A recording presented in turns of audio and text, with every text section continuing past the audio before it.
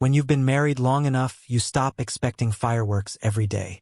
You learn to appreciate quiet mornings, shared coffee, and the way someone knows your mood before you even speak.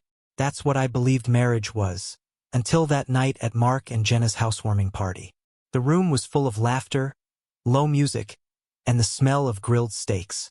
My wife, Emily, was standing near the kitchen island, a glass of white wine in her hand, surrounded by her coworkers. I joined her just as one of the guys, tall, sharp suit, gym body type, made some joke about being the complete package. Everyone laughed, including Emily. Then she looked right at him and said with a playful grin, "Honestly, I'd trade my husband for a guy like you." The laughter that followed hit harder than I expected. People thought it was harmless banter. But I saw something in her eyes that wasn't a joke.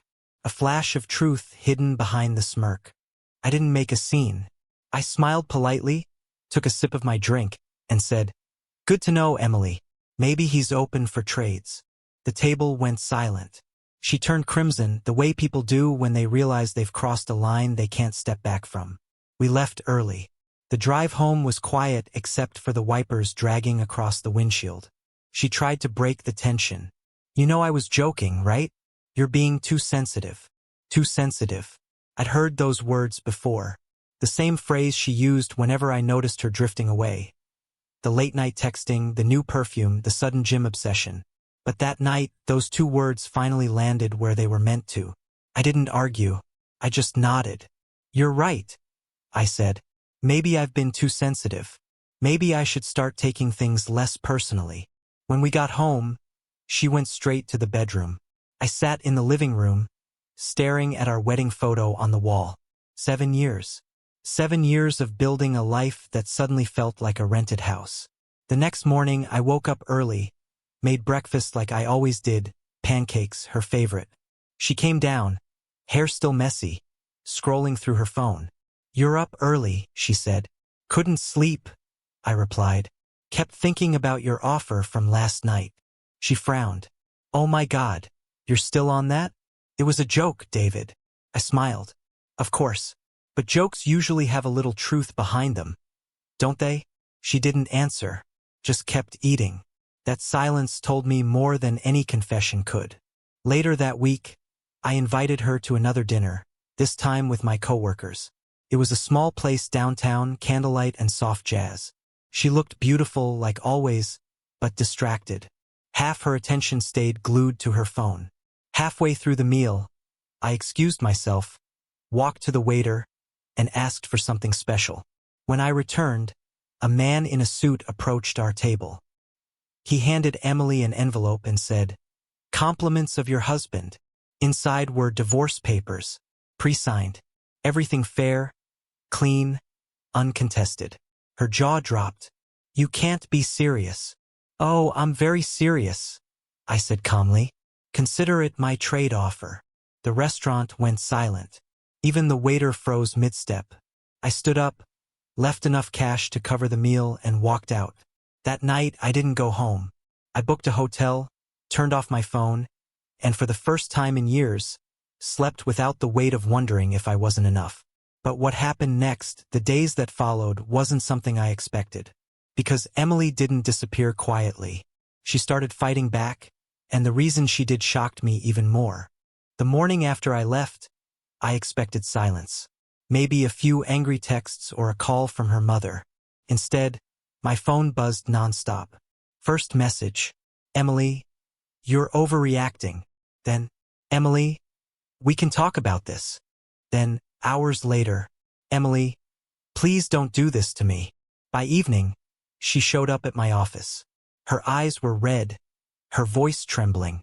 "You can't just walk away like that, David. We've had problems, but you don't throw away 7 years over a stupid joke." I leaned back in my chair, watching her carefully.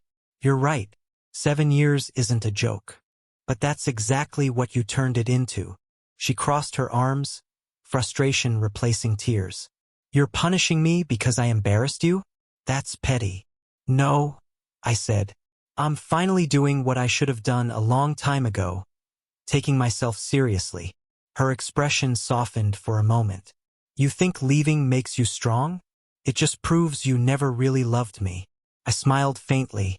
If I didn't love you, I wouldn't have tried so hard for so long. She didn't have an answer for that. Just silence. Then she whispered, "There's someone else, isn't there?" That made me laugh. "Emily, you made it clear I wasn't worth trading up for.